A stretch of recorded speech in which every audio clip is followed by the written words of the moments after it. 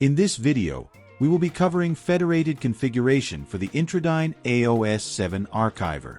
Federation provides the ability to search emails across multiple archivers whenever you run a search. Make your way to the Federated configuration page by clicking Settings on the top menu, then Federated Configuration on the side menu. Enter the IP address for the archiver you wish to link in Federation. A field will appear to enter that archiver's Federation key. Switch to the second archiver. This key can be found and copied further down on the same page under the 7x configuration key field. Switch back to the first archiver and enter the copied Federation key.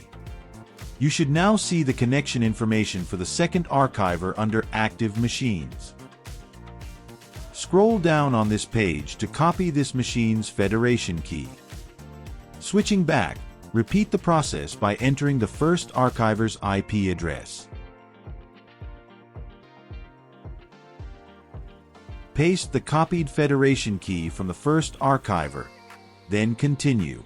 You should see the connection information for this archiver along with available actions when complete. You can click the Start Synchronizing button to manually begin device communication. This is indicated by the blue dot under the responding field. The current setup is a two-way federation, where both machines are active. You can deactivate one machine to achieve one-way federation. Deleting a connection will result in total disconnection. You can also connect certain AOS 6 machines to AOS 7 for one-way federated search. This will be covered in the AOS 6 to 7 tutorial. This concludes the AOS 7 Federated configuration tutorial. Check out more tips and tricks at support.intradyne.com.